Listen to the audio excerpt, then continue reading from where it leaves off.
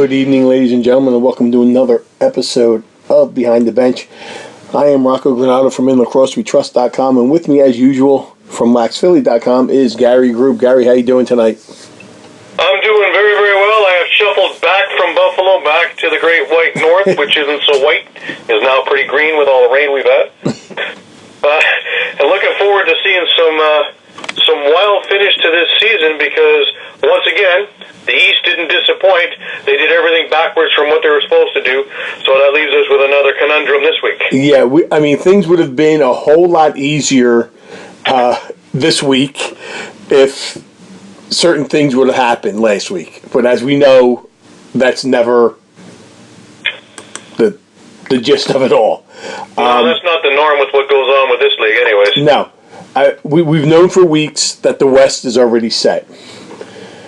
The East is still, I guess you could say, a crapshoot right now, okay?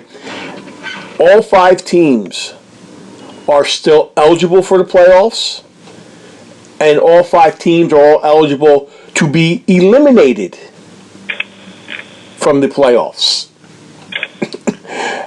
Toronto, we'll start from the bottom up. Toronto has to win.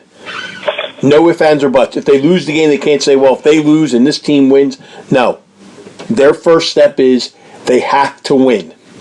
But then they still need help. You're looking at a Georgia win versus New England, or a win from Georgia beating Vancouver and Buffalo beating Rochester. Well, once again, with a little help from Evan Schemenauer and his statistics, because he somehow has the ability here to make what is absolutely ridiculous into something that's readable. And so I'll start off with New England. And with a win versus Georgia, New England wins the division. Right. With a loss versus Georgia and a Colorado win over Toronto, New England finishes third. A loss combined with a Colorado loss, and New England is eliminated. Eliminated, yep. You see where I'm getting at here? This is, sit down, folks. This is going to be a long night. Georgia, very simple. With 2 wins this weekend, Georgia wins the East. Georgia also wins the East with a win versus New England and a Buffalo beating Rochester. The only way Georgia doesn't make the playoffs is if they lose both games and both Colorado and Buffalo win. Right, and for them to lose to Vancouver, I don't see that happening. Right. Now, a little more complicated, as Evan's putting. A win versus Vancouver, a loss to New England, and a Buffalo win puts Georgia in second. There's other possibility scenarios, although unlikely, is Georgia loses to Vancouver, and that still puts them in second place. Rochester, simple stuff here. Georgia beats Vancouver on Saturday. The scenario is very easy for Rochester. Win against Buffalo, and they finish in second. Right. In other words, lose against Buffalo, and they're eliminated. Well, if they lose and Georgia only has to win 1 game. Georgia beats Vancouver on Saturday. Right, that's it. Rochester wins against Buffalo, they finish in second. They lose against Buffalo, they're eliminated. Rochester is eliminated regardless if they lose and Georgia wins either remaining game. Right. Rochester is in second place with a win and a New England win. More complex for Rochester is if Rochester were to lose to Buffalo and Georgia loses twice, Rochester's in. The only way Rochester is to get to first place in the East is to win and have Georgia lose to Vancouver but beat New England. Are we still all there? Because in my head, even reading this is still starting to go in circles. Yeah. I may have to go take a pill. The Rock, good old Toronto. It's simple as you stated. Toronto loses, they're out. Yep. Simple. With a win, they need Toronto help. needs some help to get into the playoffs. A Toronto win and a Georgia win over New England, Toronto's in. Toronto win, Georgia beating Vancouver, and Buffalo beating Rochester, Toronto's in. With a combination of Toronto winning, Georgia winning twice, Buffalo win, Toronto finishes second.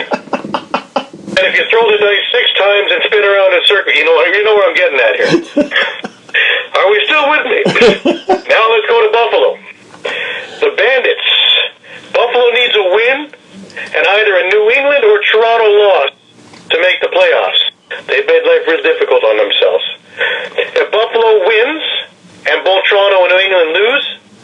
Buffalo finishes second. In all scenarios, neither Buffalo or Toronto can win the East. So, as Evan says, let us sit back and enjoy the ride and see who wins the final battles here. Because, wow. Yeah. I mean, please don't make me do that again. No. I'm kind of hoping... I'm hoping that Rochester wins. I want to sit down and put this up, and he did this just after the games on Saturday night. Was absolutely amazing, and for a number cruncher, that's incredible. Yeah, absolutely incredible to be able to figure out all these scenarios and have it down pat like that. So a huge thanks to Evan Schemenauer for putting this out, so we can all try and make sense of any of this. Yeah, well, but basically what you said is the same thing that's on the NLL website. And you know, I'm looking at it where, okay, if Rochester wins, I know I'm going up there for the playoff game. And it's just a matter of who are they going to play. That's the whole thing. Yeah, so, you know, it's... But as we know, nothing is ever easy. So we could have one of the most crazy ways of teams getting into the playoffs. You know, I don't think it's going to be as simple as, oh, New England winning on Sunday, Rochester winning Saturday, and Toronto winning on Saturday, and that's going to solve everything. No, it's a little more complicated than that. You know, I mean, I think the most bizarre ways are going to, you know, happen. You know, for all we know, a tie may end up in one or two of these games. The way the season's been going. Mm-hmm. So if that happens, then what? You know, you don't see anything in here if this team ties or whatever. Exactly. You know, but yeah, it's going to be. It's been. Yeah, actually, we do have something on that one. When we're talking about the head-to-heads and the ties, you know, it's simple. If it's a one tie break, if it's a two-way tie, it's a head-to-head record. If it's still tied, it's a divisional record. Where it gets complicated, if it's three or four-way ties. Yeah. And then we have head-to-head record against all the teams involved in the tie break. That's it's really, NASA starts linking up computers, MIT loans out students, and we try and figure all this stuff out. Yeah, well, we'll just have to wait and see, you know, what happens, you know, this weekend, where you have a bunch of games going on. You know, you got 5 games this weekend. All of them have, well, all of them except for one have playoff implications this week. You know, I mean, and as the games dwindle down, hey, who knows? Maybe, you know, as it goes on, it'll start dwindling. How many, you know, what's left to be, you know, decided here. And well, the way they're timed out too is one team can't key on the other team because they're going off at the same time, more or less. Yeah, well, I mean, you got Georgia, one another. Yeah, Georgia and Vancouver at 7:05. Then Rochester and Buffalo are at 7:30. But those two teams are going against each other for, you know, Rochester's going for it to clinch a spot, and so is, you know, Buffalo's trying to get in there as well. So it's not like Rochester's playing. Doesn't really care because they need to win regardless. So right. But I mean, it's not where Rochester's playing somebody and Buffalo's playing somebody, and you got the teams looking at the board. They're playing each other. Toronto's out in Colorado. That game's at 9:00. So Rochester and Buffalo will be able to catch maybe the last half of the game, possibly. You know, or, you know, follow it or something to see what the heck's going on. Then you got Calgary at Saskatchewan at 9:30. I think that's going to be the game of backups right there. And then on Sunday is probably the biggest game next to the Rochester-Buffalo one, I think, is Georgia at New England. You know, because, you know, before we get into going over all the games, New England lost 4 in a row at one point. And everybody had them counted out. And ever since then, every single game for them has been a playoff game. It really has. I mean, they needed to, you know, come back. They needed to beat Calgary to keep their hopes alive. Then they needed to beat Colorado to keep their hopes alive. Then they really needed to beat Rochester last week to keep their hopes alive. And now every team in this division has had this at one point. Georgia at one point was last, looking at the ground and talking about being being remade. and they came to life. Look at Rochester, 2-6. At one point, they went on a tailspin.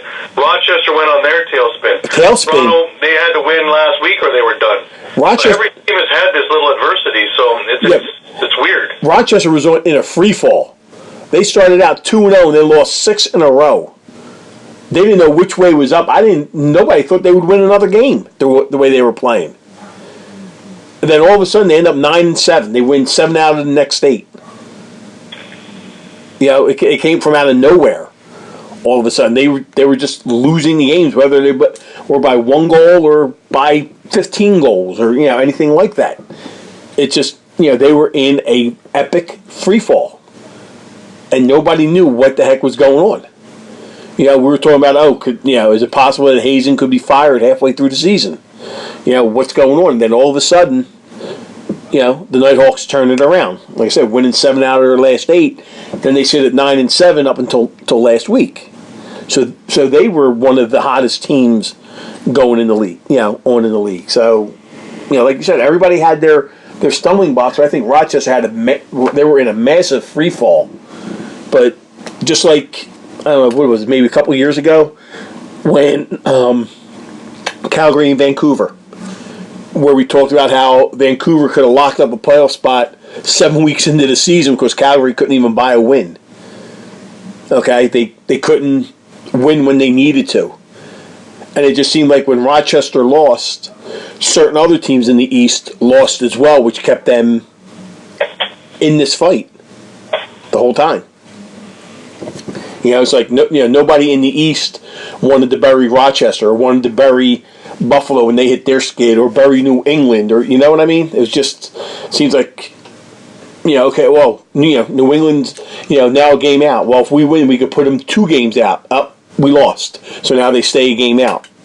They never could get that cushion over the other teams. So it's going to be quite interesting. If you have fingernails and you want to keep them, I advise putting winter gloves on and not taking them off. Right. Just a bit before we get into all of this, just a bit of reality that hit in. As you know, we had a little bit of a hard time here in Toronto. Yes. There's far too many moments of silence of late. The world's got to get its act together. We had some moron in a van drive 2 kilometers down the sidewalks trying to mow down as many people as humanly possible. He wound up killing 10 and injuring 16. And the heroic cop who didn't fire on this guy. So we're actually going to figure out what the hell is wrong with him and have him actually speak for a change. And then he can rot in prison for the rest of his life. Yeah, it's just. But we were fairly close to it, but we weren't there. So I know I got messages all the way from Vienna, Austria, to tell them I'm okay. I'm okay. I wasn't on the block. So my heart goes out to everybody there. But Toronto is a resilient town. We will pull through, and there's an awful lot of togetherness. Right now, there's an awful lot of people chatting with each other, which I haven't seen in a long time. Yeah, and it's just a shame that something like this, it takes something like this to bring people together to talk. Well, yeah, and if anybody is in the Toronto area, tomorrow evening, Friday evening, 7 p.m. at Mel Lastman Square, which is around where this happened, there will be a vigil, sorry, and please, it's open to anybody and everybody. And the more the merrier, and show our support. Yeah, I heard about that. I couldn't believe it with everything that's been going on lately, and just I don't know. People in this day and age, I mean, when I was a kid, you never heard of really anything like this of what's going on. I mean, no, it's ridiculous, is what it is, and it could have been, as terrible as it was, it could have been a heck of a lot worse if he would have pulled this down later that night over at Maple Leaf Square while everybody was pulling in to watch the Leafs, Raptors, and the Jays all playing at the same time at the same night. So, I don't know. Yeah, I mean, Heart goes out to them all. Yeah. Stay strong, Toronto. And with that, let's pull ourselves back into a bit of sports, shall we? Yeah. Well, let's. You know what? We'll start off with the New England Rochester game. Okay. This was a game I thought Rochester was going to win it. I figured with what New England did the last couple weeks, yeah, they were kind of iffy. Whether or not they were going to do it. I mean, Gary, we talked about them had to go to overtime to beat Calgary, and then the Colorado game was sloppy on both ends, but somehow they managed, to win that game. This game here started out Rochester scoring the first 2 goals, 2-0. Scott Campbell got the first one. I mean, it was, awful loose ball transition coming right down the floor, putting it right past Aaron Bold, and they had a number of chances early on. Kyle Jackson hitting the post, Austin Shanks just missing it. I mean, it wasn't by much. And before I even go on with this, okay, I'm going to run down the stats, and you're going to shake your head and not, try to figure this out. If you thought the tiebreakers were crazy or the playoff scenarios were crazy, shots on goal were 65-50 in favor of Rochester. Face-offs 16-6 in favor of Rochester. Loose balls 93-48 in favor of Rochester. Almost by stats, Rochester should have won this game by 10. Easily. Almost a 2-1 difference on loose balls. But Aaron Bold played the game of his life, allowing only 6 goals on 65 shots and only 4 goals after the first 3 minutes and 40 seconds. He was on total lockdown on this game. Like I said, it was Campbell and Shanks opened it up, with 2-0. And I texted you during the game. I told you Gardonio was doing the officiating. So who knows what to expect in that game. Buchanan and LeBlanc scored on the power play. LeBlanc with a real pretty goal. Kyle Jackson came back, gave them the lead at 3-2. Then Crawford and LaFontaine netted a goal each. So it was like going 1-2, 1-2, up and back until we started the third quarter. Austin Shanks tied the game up at 4. But then New England went on a quick 3-goal run, give them a 7-4 lead, and at that point, they never looked back. Eric Fennell would get, scored a goal there to bring him within 7-5, and then LaFontaine and LeBlanc teamed up again to score goals in the third and the fourth quarter. Joe Restars finally got his goal of the game at 11:33. Making it 9-6. But then Brett Manny, who earlier in the game, he had a chance to go in, I guess, one-on-one, with a defenseman, but he pulled it back and, came off the floor and everything. He put in an empty net goal. I believe that was his either his second or his third of the year.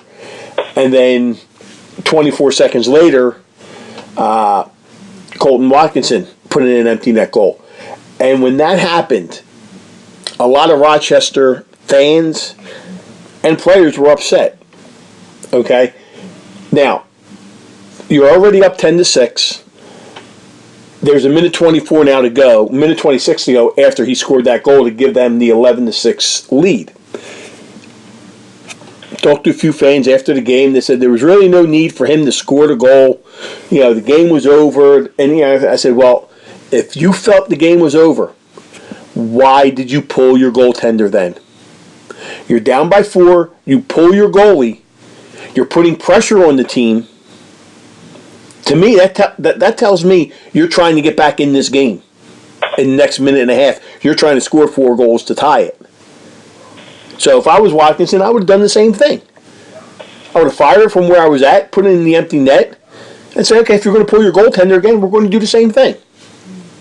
Now, I don't know, how do you feel on that? I'm the same. I have no problem with it whatsoever, because if you're losing by 4, you're losing by 5, you're losing by 2. It's a loss.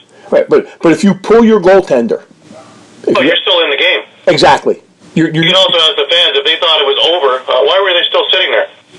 Well, believe me, after Brett Manny scored the goal, a lot of people got up and left. There was 8,000 people there at that game.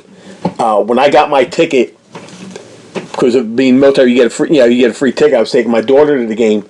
I was told there was already over 6,000 people that bought tickets. But my whole thing is, if you pull your goaltender, that tells me that you're trying to score more goals to try to get it back in this game. Why else would you put an extra runner out there?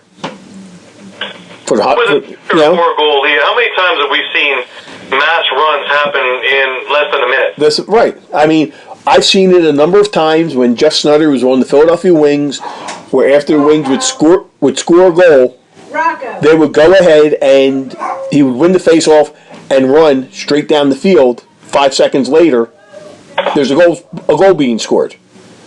So anything can happen. And with Jake Withers, he's going to almost automatically win the faceoff. So you have that option. Right. So yeah, why not? So what he did, hey, fine. And then at the end of the game, Kevin Crowley had a chance at a penalty shot because there was a bench minor for illegal substitution. They had too many men, so it was like a third penalty. They gave him the penalty shot so he could try to get goal number 50. Unsuccessful. And he went back to the bench laughing. But this was a game that New England had to win, and they came out. Like I said, they came out slow in the beginning, but after they fell behind 2-0, it's like a switch went on. And this team just pulled it all together. And Aaron Bold just stood on his head. He stopped 59 out of 65 shots. I mean, just some of them were unbelievable saves.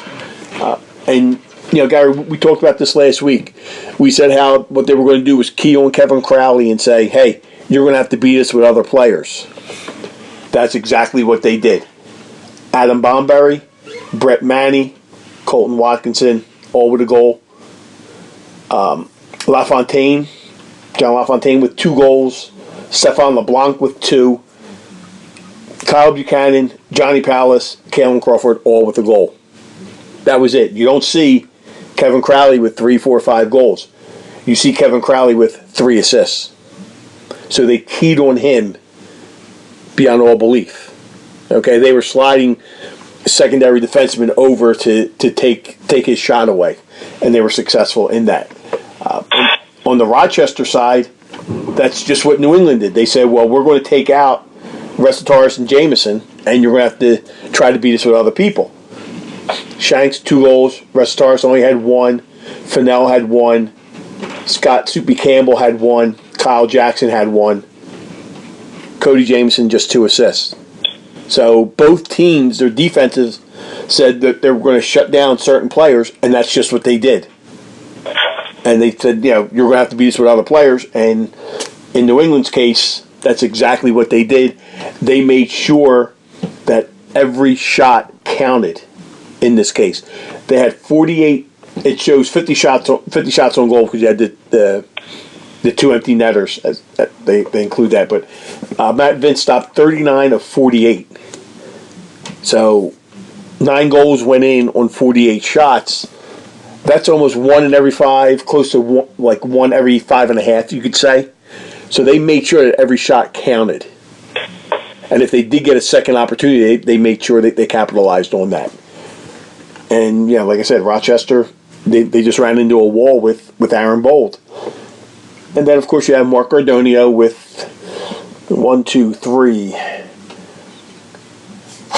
3 bad substitutions, 1 too many men on the floor. Yeah, that sounds like Cardonio, yeah. Brett Manny got a body-checking major.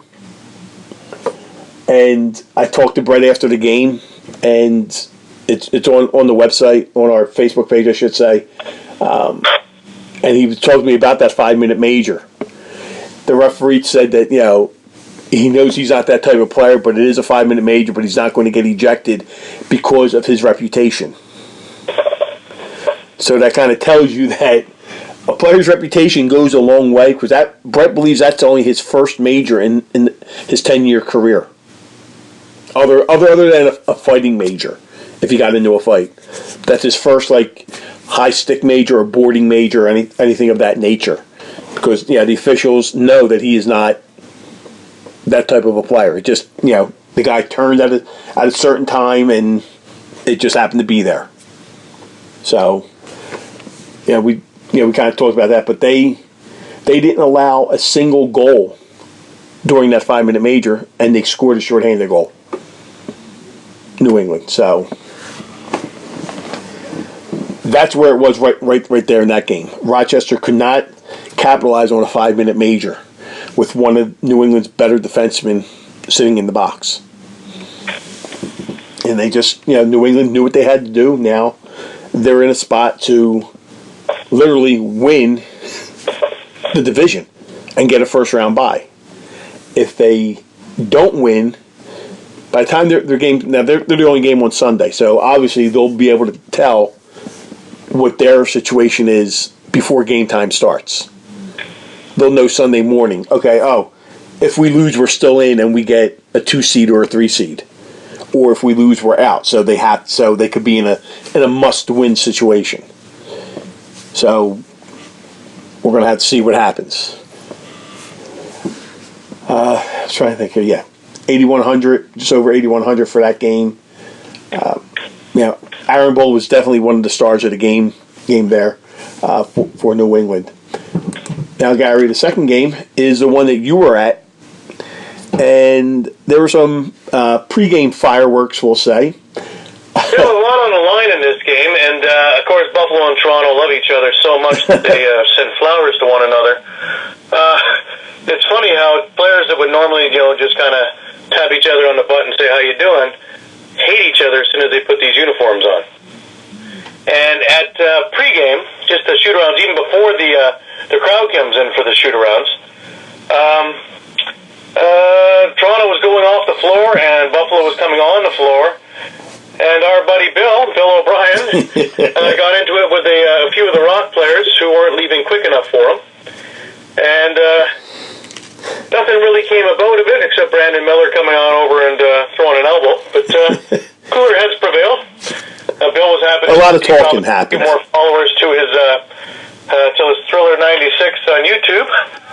But I bet none of them are going to be any kind of Toronto Rock players. That's for sure. You'll see. You'll see. Most likely there will be. Regardless, I was there not more than a few minutes after all that went down, and I had a long talk with Bill. Calm as a church mouse. Calm as a church mouse. Happy-go-lucky, and just hungry to get the game on. I had talked with Jamie Dalwick, the owner of the Rock, and he had mentioned it also to me and said, watch out, we could have some fireworks tonight. Boys are all interested in chomping. So, the stage was set. And as this game took off, originally in the first couple of minutes, it went back and forth with, shots and changes, and it looked like it was going to be a track meet. And all of a sudden, it went Buffalo's direction because Sean Evans scored 2 minutes and 14 seconds in, followed just under 2 minutes later by Vaughn Harris, and you're thinking, Toronto's on the ropes. Throw a couple more goalposts in there, and this easily could have been a 4-0 game. Toronto didn't choke. Toronto took their time, and their transition team, which has been their lifeblood of late, went to work. Brody Merrill passed up to Jalen Rogers, who ran the floor and put a beautiful shot past Alex Bouquet to bring it within one. Adam Jones seems to have gotten his touch back as he fired one right through traffic and tied it up. Latrell Harris, he got one. Rob Hellier, he got another one. Then Mitch Jones stopped the bleeding there for a little bit near the end of the first quarter and made that score 4-3. So we had ourselves quite a game. The second quarter, Toronto actually started out with a jump. 46 seconds in, Brett Hickey got a power play goal. Reed Reinhold, Kieran McArdle, names that I haven't been able to say in the last few weeks for some reason. But they got on the board, and all of a sudden it was Toronto running off to the races here, and it was 7-3. Now, to Buffalo's credit, they didn't roll up the mats. Sean Evans and Mitch Jones both scored. So all of a sudden it was 7-5. Reed Reinhold got another one, making it 8-5. You're thinking, okay, we're coming up to the half. This should be a decent lead for Toronto. They can just run with this. Of course not. It's the Toronto Rock. So Dane Smith and Justin Martin scored a couple before the end of the quarter. At this point already, Alex Bouquet had mercifully been pulled, and Zach Higgins was in net. So going into the half, it was 8-7 Toronto. So we had ourselves a barn burner, so to speak. And a minute into the third quarter, it was 8-8. And I'm thinking to myself, I've seen this movie before. I've been watching this movie nonstop the last few weeks. It eerily brought me back to the week before against Rochester. Now, Toronto this time around, though, they actually pulled ahead. They wound up putting together a 3-goal run. Adam Jones, Jordan Magnuson, and Rob Hellier, all recipients of goals. Mitch Jones got a power play goal and brought Buffalo back into the game.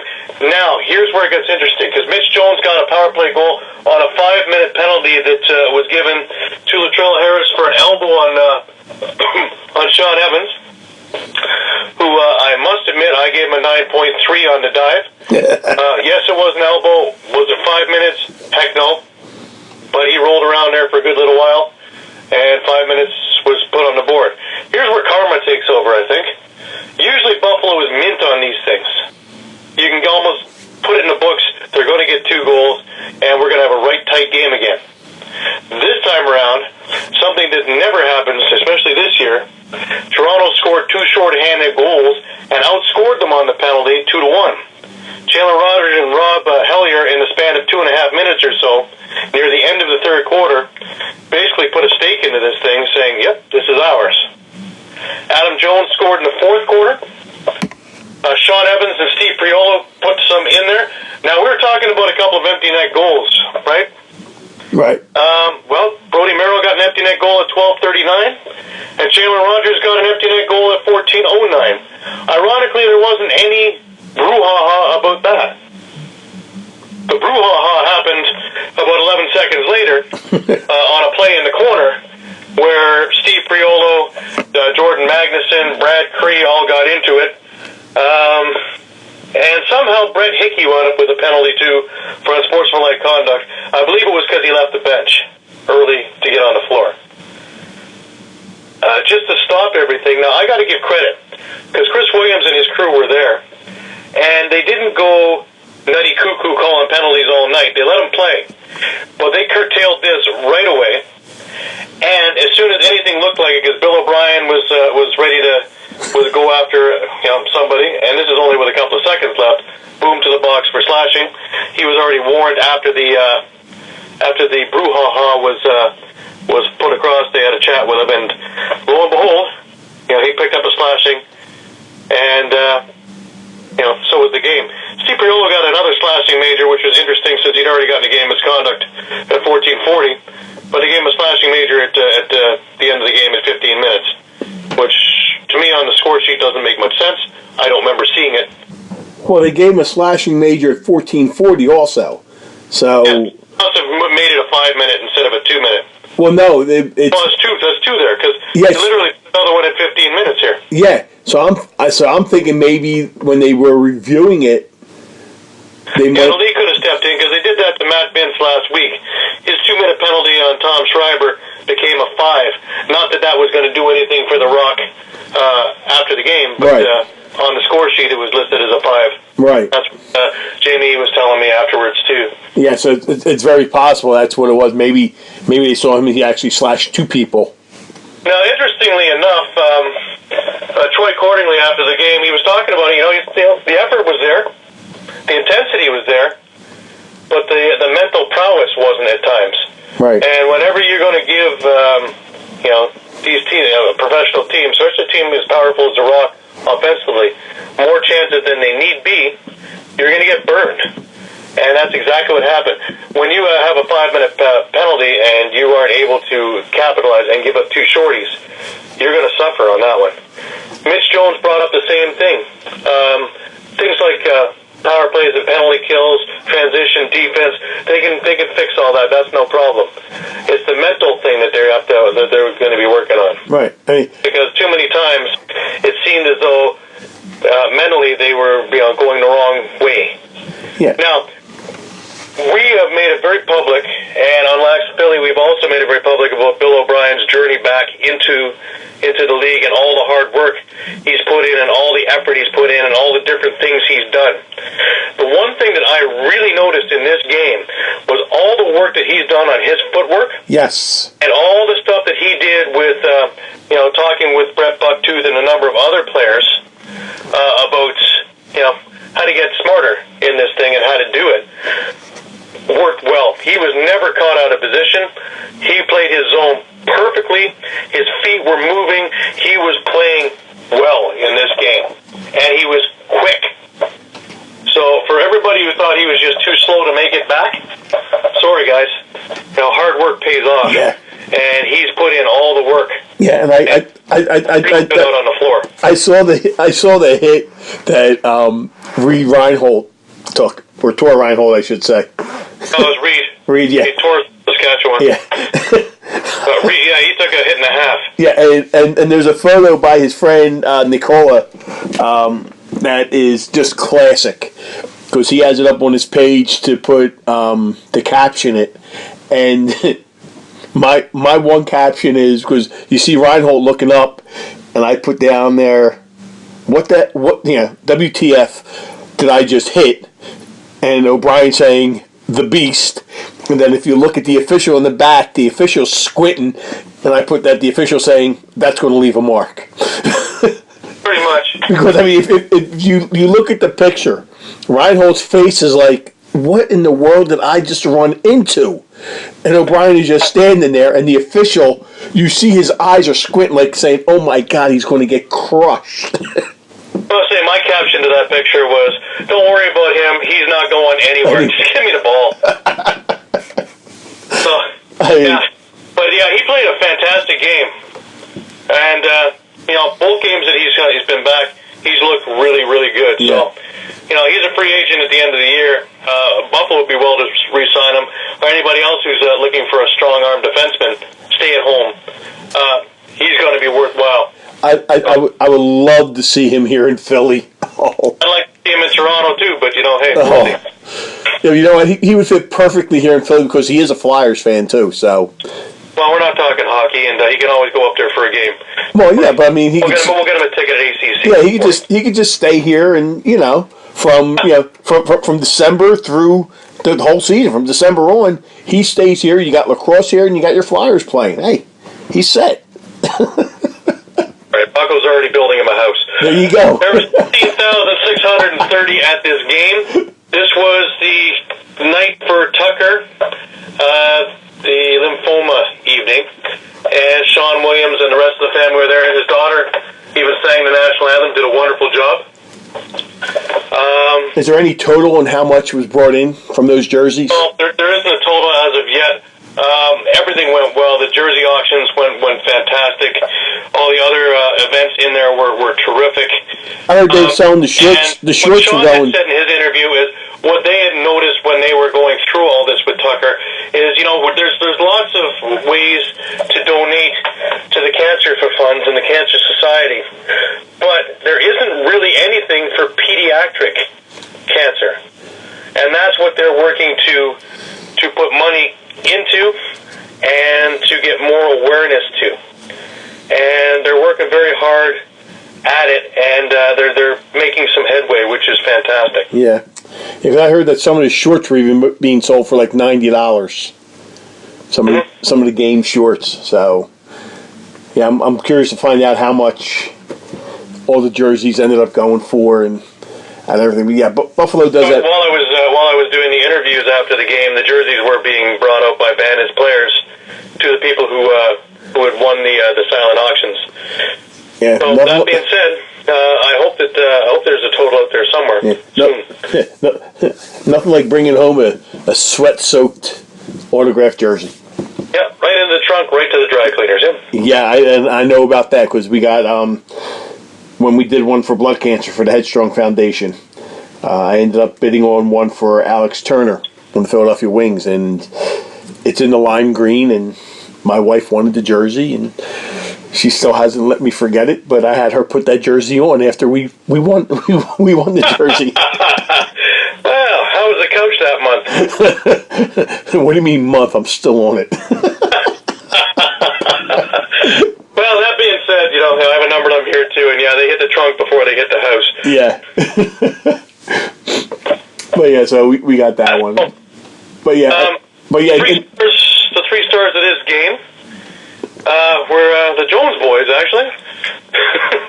Adam Jones for Toronto, Mitch Jones for Buffalo, and Rob Hellier was the 3rd star.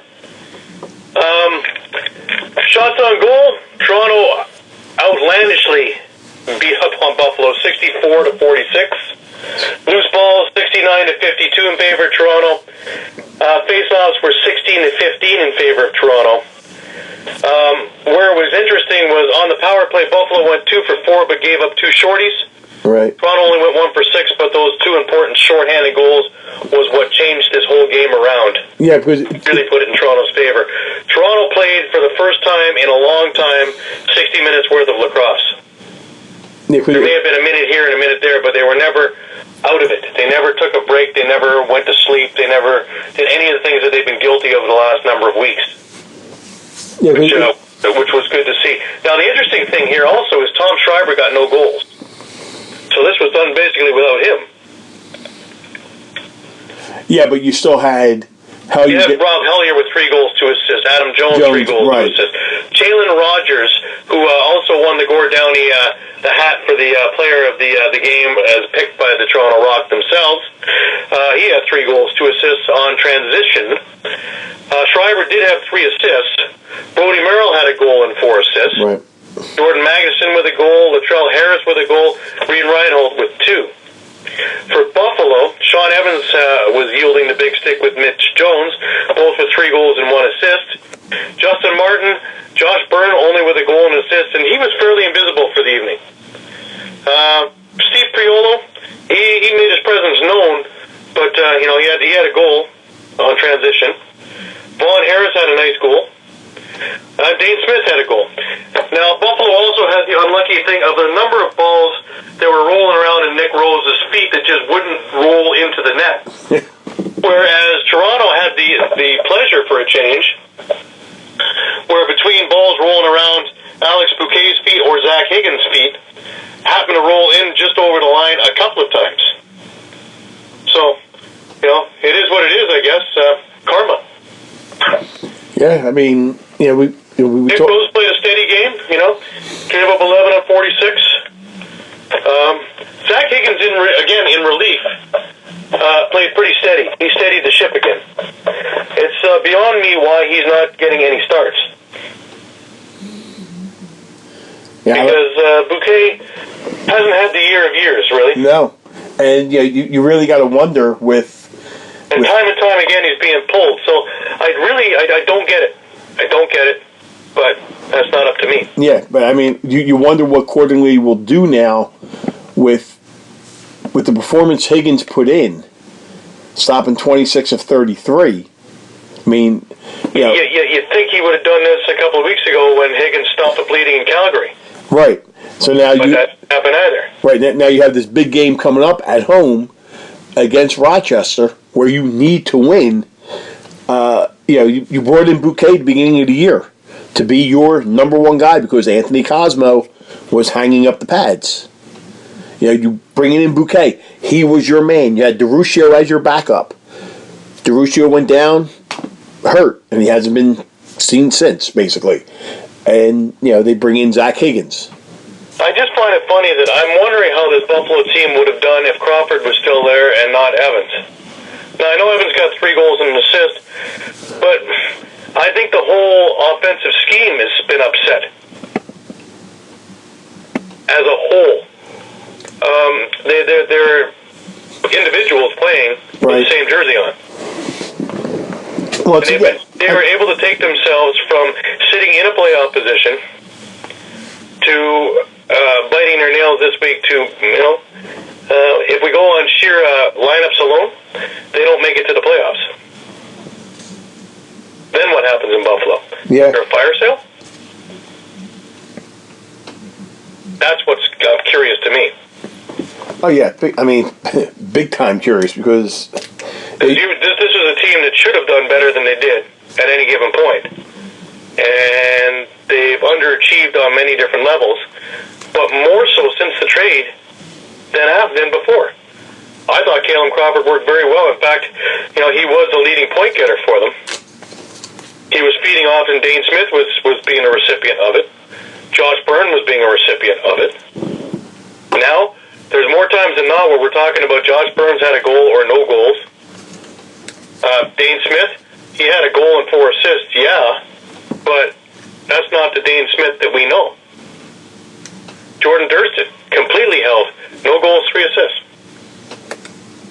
So, I'm just curious on how this will pick up. So, well, that being said, Toronto kept themselves alive. Their slim hopes are alive. They need some help and a win, or they need some win and a help. Whatever way you want to look at it. Yeah, we talked about how the shorthanded goals, how they can kill you when you get a 5-minute major. You get a 5-minute power play, and you don't score anything. You could score a maximum of 2 goals, but you give up 2 shorthanded goals. That's a 4-goal swing. No matter how. They got 1 goal off of it. They got the goal at 10:41. Right. So they got 1 off of it, but the next 2 were Toronto, and Toronto took it to them. Like, they looked like they were just lost. Yeah. After that first one went in from Chandler Rogers transitionally, they were just lost. Their power play just had no teeth. Yeah. And at that stage, they didn't do another thing. So, yeah, there's a number of different avenues that they need to look at there. Yeah, because what that did, that actually hurt, Buffalo's chances of. Well, yeah, they took themselves out of a playoff spot and put them to, like I say, if we look at the lineups, Rochester and Buffalo, they probably don't make the playoffs. Yeah, because now isn't that a kick in the teeth from a couple of weeks back? Yeah, because they got to face a Rochester team that, up until this last game, has been playing, lights out. You can't rest on the laurels that occasionally you need that win and the other team's not playing for anything. Everybody's playing for something here. Yeah. Rochester's not going to roll over. They need the game. New England, they got to play Georgia. Well, Georgia's not going to roll over because they need the game. So here we go with everything. Yeah, Toronto's playing Colorado. Colorado doesn't need it, but they're playing at home, and it's fan appreciation night, so they're not going to roll over and die. Right. I mean, we're not going to say that. Georgia's definitely going to beat, Vancouver. On paper, when you look at it, record-wise and how the teams are playing, yeah, you could say Georgia's going to be... I've been seeing in the last couple of weeks. I could say that a lot, and I would be wrong. Right. Week after week. That's why the East is the way the East is, because Bizarro Land keeps happening. Yeah, so anything can happen where, let's say Georgia does lose to Vancouver. Then that means a game on Sunday could mean everything for Georgia, because if they lose, they could be flat out eliminated from the playoffs, depending on what happens, in the other games. Well, Rochester wins, and they need that game on Sunday, even with a win, just to make sure that they have their division, right? Division, or even just a playoff berth. Yeah. Yeah, I mean, yeah. If they beat New England, they're going to win the division. Yes. There's no ifs, ands, or buts, about that. But it may come down to a point where they need to, should they lose on Saturday, they may need to beat New England to get into the playoffs, because if they don't win, they could be out. Yeah. Defending champions could be eliminated should they lose both games this weekend. Now, with the last game, it's interesting if we really have to go through this. Vancouver's yielding a minor league team. Oh, at least that's their plan. This game was. And, if I were Colorado, I would be scared to death right now, because there hasn't been a week in the last 3 that Calgary hasn't just gone to town. Gary, this game was so ugly. When I got back from the Rochester game, I put it on my iPad and I was sitting in the stock exchange having a beer, having something to eat, and I was watching it. I saw it when it was 11-6. I went and got my food. I come back. It was like, I mean, they scored goals at a rapid pace. I'm like, what happened? They get a touchdown? What the hell? Because they just, like, it went from 11 to 18 within a blink of an eye. You know, you didn't know what in the world happened. You know, you just look at the penalties that were called, and, you know, Calgary goes 7 for 8 on the power play. 7 for 8 on the power play. They scored 7 in a row in the third. 8 out of 9 or whatever. And 4 shorthanded goals. And 10 to 2 in the third. Yeah. And, you know, between power play goals and shorthanded goals, they had as many shorthanded goals as power play goals. Well, they had 7 power plays and 4 shorthanded goals. That's ridiculous. When's the last time you've seen anybody have 4 shorthanded goals in a game? I don't know. When was the last time somebody played Vancouver other than Calgary? I mean, this is just... It's frightening. Yeah. And the worst thing is it happened in Vancouver. Yeah. On a base that already isn't very strong. You know, you took 3,600 people, so to speak, and you put them through either hysteria or I don't know. I don't even know the words anymore. It was sadistic for them to sit there still. You know, unless it's going to be like watching NASCAR for the crashes. Yeah. Well, this has been a crash all year. You're going to see a 76 car pile up and not be in the damn thing. Well, this is it. Yeah, because they didn't win one single game at home this year. No, and they didn't even, barely came close. No. Yeah, and this team, when they should have been getting stronger, got worse and worse and worse. It's funny though, because the stats don't, except for face-offs, the stats don't really relay it. 61 to 48 in shots in favor of Calgary. 81 to 72 in loose balls in favor of Calgary. 29 out of 41 face-offs for Calgary. So they had possession. The stat that really stands out, of course, is 7 for 8 in the power play. Vancouver went 2 for 6 and gave up 4 shorthanded. 4 shorties, yeah. Yeah, that's, you're not going to win. It's just that simple. You're not going to win. Well, I mean, this team needs to be torn apart. We talked about it last year. We thought they had something because they made it all the way up to second. They actually had a home playoff game. Almost made it to the Western Championship game. But man, talk about fall from grace. Oof. They don't have many different players, but my God, there's nothing here worth protecting. No, and that's the whole thing. You're going to play there because they're not playing there. No, you're going to lose Corey Small. That's obvious. Mm-hmm. So even if they end up not trading him, he's not going to report. No, I don't think he's going to travel cross country for game after game after game. He might, but I think that he's going to ask to be moved, or if he's a free agent, he's gone. Well, I don't think he's a free agent because they've been talking about, we're not just going to let him go unless we get some value. Well, so that kind of tells me that he is not a free agent. Right. Now, interestingly enough, you have Andrew Suter there who just signed another couple-year contract. Yeah, why? I don't know. But are they going to leave him protected? I don't think so. Don't know. I mean, they got to protect. Well, they can't protect any more than just 5 forward. So I don't know. 5 defensemen or 6, depending. Yeah. Because I really don't think they need to protect any goalies. No. What would be the point? Yeah. So I mean, it's like the old Henny Youngman thing. Take my wife, please. Please. Take my goalie, please. Yeah. But they better hope that they have some draft picks there because they need to draft and they need to start working at rebuilding. Yeah, I think there's going to be a total overhaul. I think you're going to see a complete overhaul altogether. Coaching staff, everything from top to bottom. Well, they need to. Yeah. I mean, it's just, they got to get people in there to really start, Well, you're not going to build your fan base at all with teams like this. No. And that's the whole thing. Can you get the fans to buy into them now saying, hey, look, we know we're bad. We know, we had a terrible year.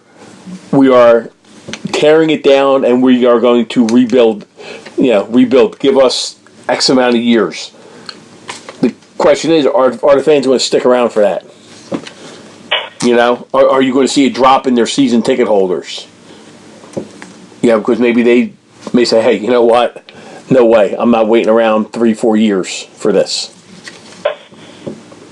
Well, they're still coming, 3,600 of them to this three-ring circus. So, if they're rebuilding, if they're actually showing some improvement, I imagine they're going to keep those base bands.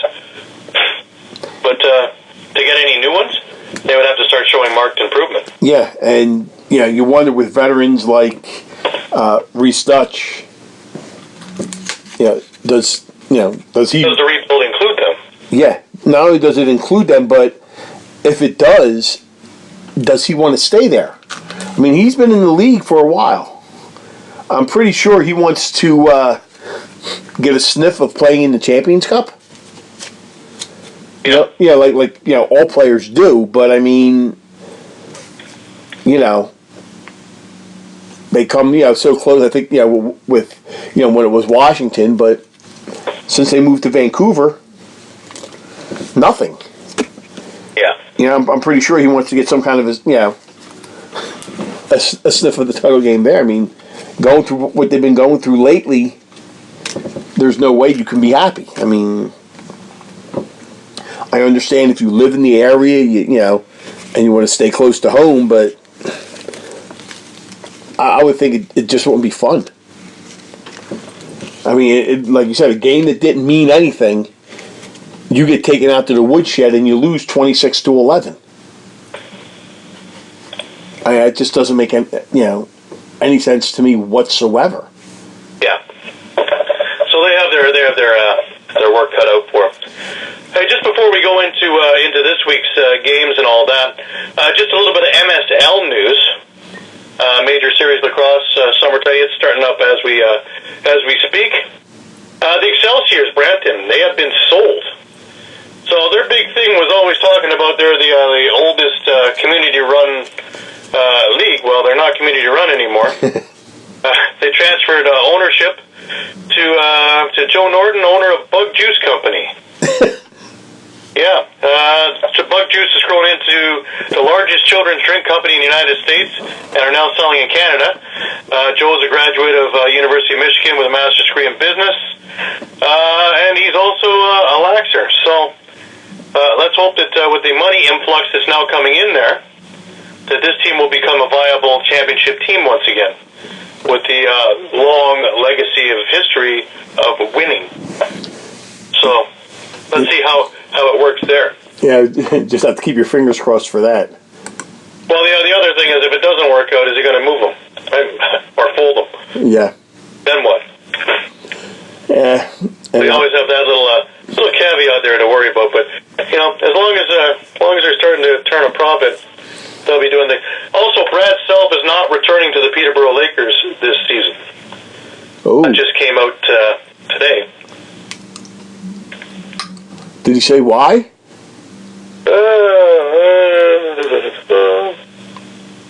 Well, since he's living in Denver, it's a little bit too much for him to come across for the Ontario Lakers. Yeah.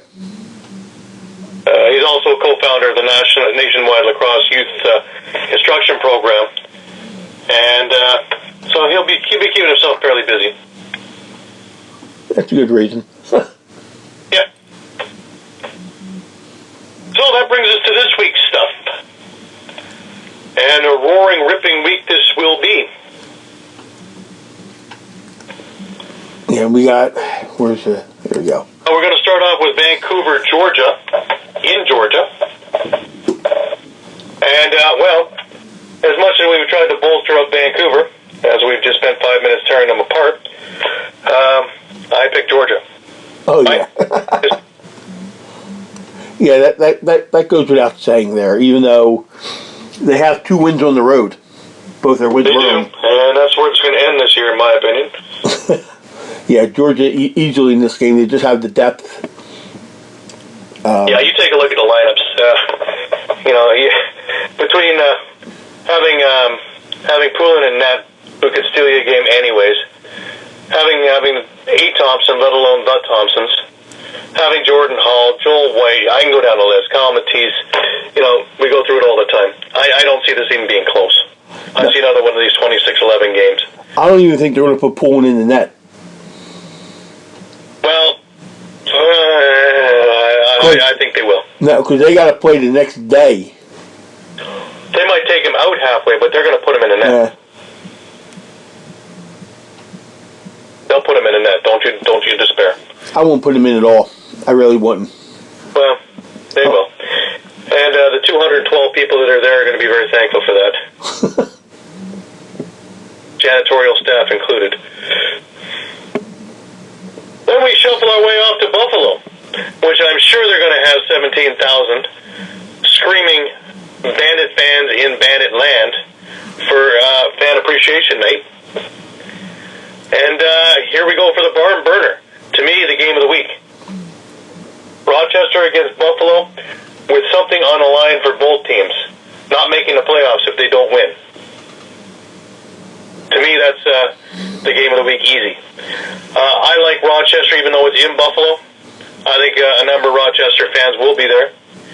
I think if you just take a look at the lineups, match them up, I think defensively, Rochester's much better. In net, Rochester's much better. Face-offs, Rochester's much better.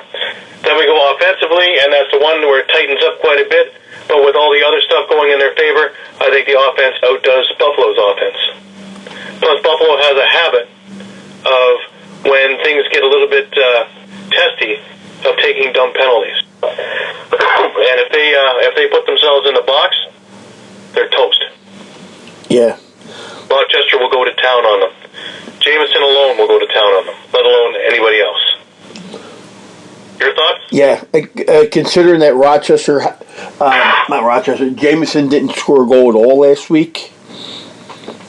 Yeah, he's due to go off.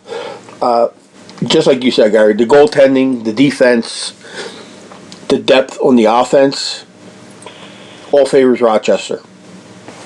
Unfortunately, Fan Appreciation Night is not going to be very well appreciated in Buffalo this week. 716 is so close because you can drown your sorrows with some Irish beer. Yeah, I think Buffalo.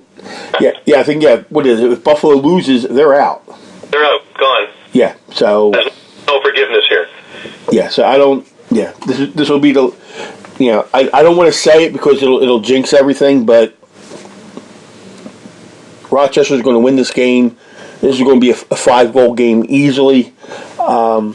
Keep your eyes on Priolo and Billy O'Brien because I have a funny feeling that if things get out of hand, gloves may be dropped.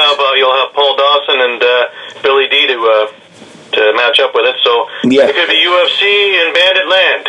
Yes, it could if the game gets out of hand. Yeah, so I also agree. Rochester in this game, we'll win this one over Buffalo, and then we'll be guaranteed at least a second seed in that. If they win, I'll be jumping up and down knowing that I'll be going to Rochester the following weekend to cover that game. Which brings us to the next one.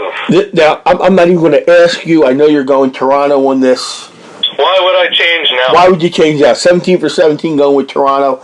I'm going the same route. Colorado has nothing to play for. Of course, you don't want to go in on a losing note on into the playoffs. But I just think Toronto has too much that they need to do to win. They have too much. They have to win this game to have any opportunity whatsoever. Colorado, like I said, on the other hand, they're just going to want to, I don't want to say go through the motions, but they're not going to want to get hurt.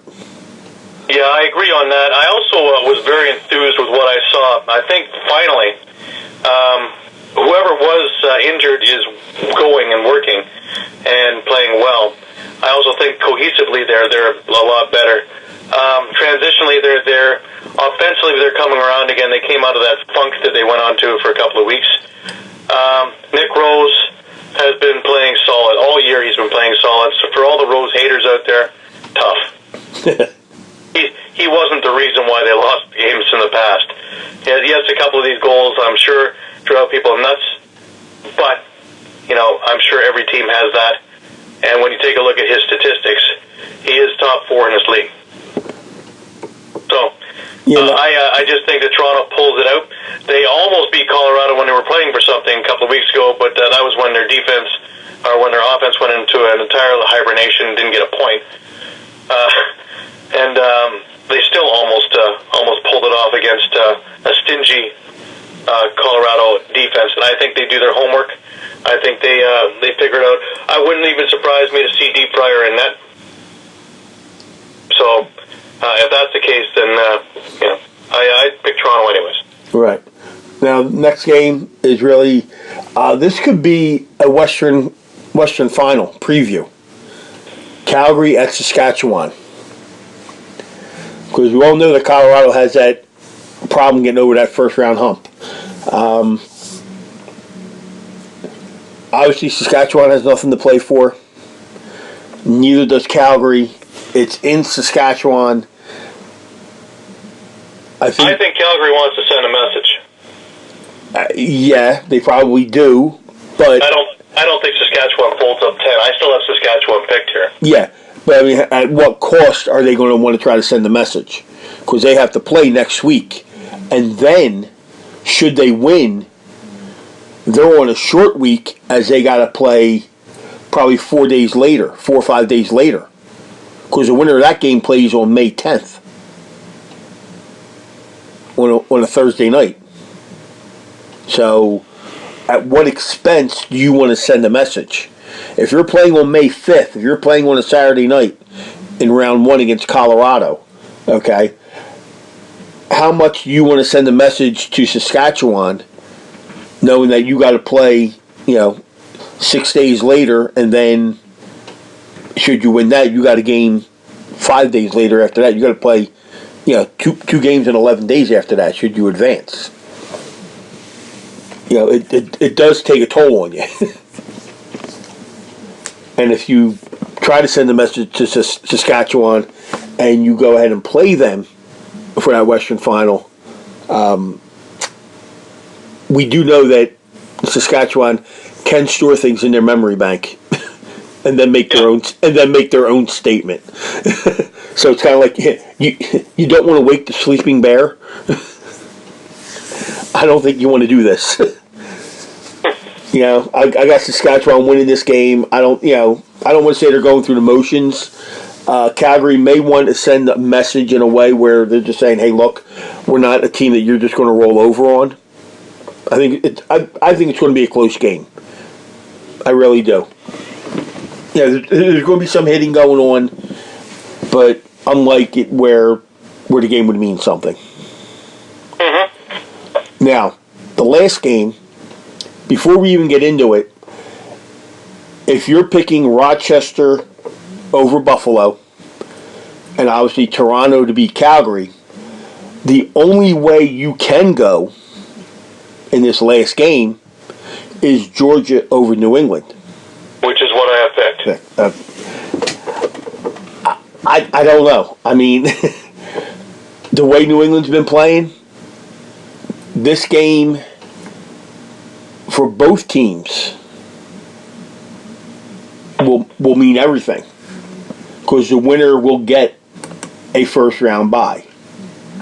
I'm trying to see. I'm trying to pair it up with what the scenarios are. Georgia would have already clinched once they beat Vancouver, obviously.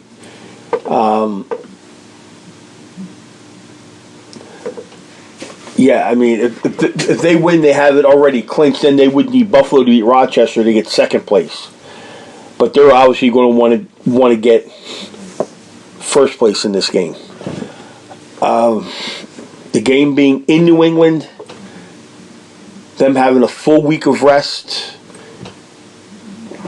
and Georgia going ahead and putting in, if they play pulling the whole game, or if they don't, I don't.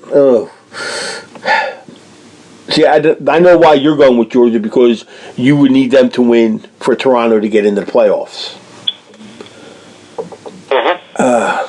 I really don't know. The way what New England showed me last week, being able to control that game and beat Rochester without having Crowley score 3, 4, 5 goals, tells me a lot. And the same thing with the way Aaron Bold played. It tells me a lot.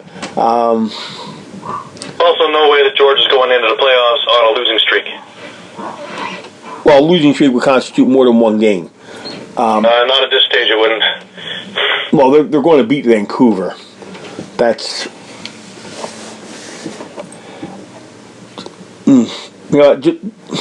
just to be different, I'm going with New England. I'm going with New England this one, just because how they played last week, they showed me what they could do for 60 minutes. They showed me that they could win without Crowley scoring half of the team's goals. They showed that other players can put the ball in the net and and carry the team. And that's just what they did. And they went into an arena, into a barn that is very difficult to win in. And yet they swept the season series from them. 3-0. Twice in Rochester they beat them. That's very hard to do. And they went ahead and they did it. And I just think with them being at home on their fan appreciation night, by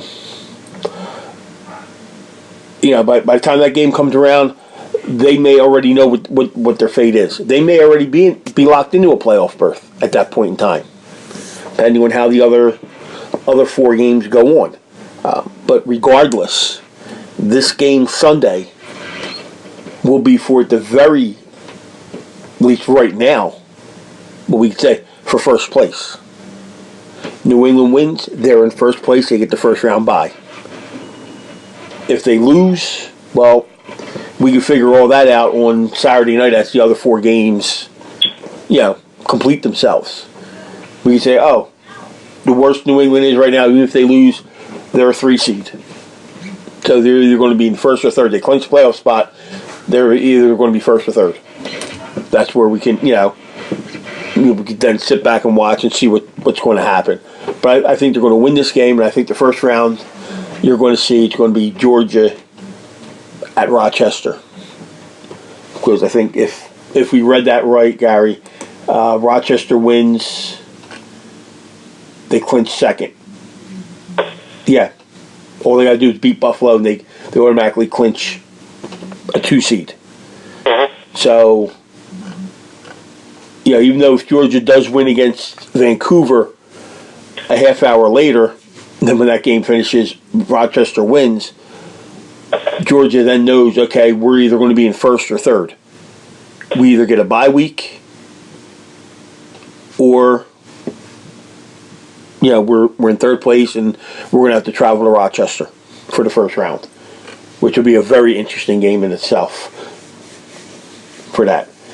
And then on the personal side, I wouldn't mind seeing Toronto getting into the playoffs, because then that would mean you travel to Rochester for the game. Yeah. And we know what kind of fun that could be. But I'm just going to go in New England to have something in there different. Georgia has depth on there with Miles and Lyle Thompson on the offense, Randy Stotts, Kyle Matisse, who could come out at any point in time. Jordan Hall is always a killer out there, no matter what, whether he's back there helping out on defense or out on the power play or doing anything at all. Jordan Hall steps onto the floor, who knows what can and will happen. They just have a ton of talent on that team. And like I said, with what I saw with New England last weekend, Aaron Bold turning into performance of the year so far for himself. And like I said over and over again, this team winning the game without Kevin Crowley putting in a handful of goals. That was the big part of it for me. When I seen that. When I seen the other players chipping in, the Adam Bomberries, the Stefan LeBlancs getting a couple goals, Callum Crawford getting one, and a few assists. That just kind of, showed me that this whole team is now blending in together, similar to what Toronto did in their game against Buffalo. How certain players picked up for others. Like you said, you had the Adam Jones study, you had the Brett Hickey, Rob Heller. They all started coming in. Everybody else chipped in as well. And that's what you need. And that's also the Twitter game of the week. You can't forget that. Georgia at New England, 5 p.m. Sunday, live on Twitter. Free. You don't need to have the NLL network. Just go on Twitter, follow the NLL, and you can watch the game right there. Free. So, you have 5 games to end the regular season. First one starts at 7:05 Saturday. Vancouver at Georgia. We both picked Georgia in this one. It's really no contest, I feel. Then it's 7:30. Rochester is in Buffalo. We're both going Rochester here. We just feel that Rochester is a lot stronger of a team than what Buffalo is. At 9 p.m., you got Toronto at Colorado. Colorado has really nothing to play for, but you don't want to go in on a losing note, Gary. We said that. But I just think Toronto is now, they put in that full 60 minutes. They know what they have to do, and this Toronto Rock team, you know it better than anybody, that once they put their mind to it and they see what it's like to play a hard 60 minutes and come up with that victory and not take shots from Mississauga and out in Burnaby, British Columbia and everything, and even down here in King of Prussia. They can win that last week, so let's hope they continue to do this. Right, and with Buffalo, with their uncertainty in goal, with Alex Bouquet running hot and cold, you don't know what's going to happen. I think they should start Zach Higgins. If they want to stand a chance in this game, I think you got to go with Zach Higgins. You really do. But who knows what the Buffalo are out there. Who knows what's going to happen there? But Toronto, obviously, you're going to have the Miller time chance, and Colorado probably start Fryer. That's what I think. Because, like I said, the game really doesn't mean that much. Calgary, Saskatchewan, that's at 9:30. This could be a Western Division final preview. So, who knows what kind of message Calgary may want to send. But they don't want to send it too strong because we know what it's like to wake up a sleeping bear. Saskatchewan, last game of the year at home. Before they go into the playoffs, they already have a first-round bye. They've known that for a few weeks now. And then what's going to be the next really big game of the week, Georgia at New England. Gary's going with Georgia. I'm going with New England. That's at 5 p.m. on Sunday. So get everything else you need to get done on Sunday, then just sit back, watch that game at 5 p.m. It's Twitter game of the week, so you can go on the Twitter, watch that for free. And, probably by 9 o'clock on Saturday, before Toronto, Colorado starts, we'll have some semblance of what's going on playoff-wise. We'll probably know that, okay, Georgia's either going to be a 1 or a 3 seed. Rochester wins, we know they're a 2. So are they going to play Toronto? Should they win? Or, are they going to play New England? If, this happens, if Toronto loses, then New England's in. Are they going to be, then whoever wins that game is going to be a 1 and the loser is going to be a 3 in the Georgia-New England game. So you could have many different matchups here coming. Rochester could be either hosting Georgia, New England, or Toronto. So it could be, just have to almost, I guess you could flip a coin for this. I mean, it's crazy, but as each game gets completed, we'll get more, the picture will get more clearer. If that's even possible, Gary. Oh yeah. Oh yeah. I mean, Yeah, but this weekend's going to be fun to watch. Yeah, I mean, I truly think that even after all these games are played and everything's all situated, it's still going to be a mess. Because, I mean, all year it's been this way. And that's what makes this game great. You know, and one last thing real quick. I'm going to reach out to Evan. I'm going to see if he wants to come on the show next week. Because I want to try to get his view on the playoffs and what things are like out there in Saskatchewan and how everything is, you know, going, how the area is healing with, you know, the unfortunate Humboldt Bronco tragedy, you know, a few weeks ago. So I'm going to reach out to Evan this week, see if he can, you know, come on. Maybe, you know, he can be the third person on the show next week, or, you know, has a few minutes, you know, and just also personally thank him for all the stuff that he has put out there. his random thoughts has got our heads spinning big time now. So, with that being said, that's going to do it for this week. The song I'm going to play at the end, same thing I played in the beginning, and it's very fitting. For Whom the Bell Tolls.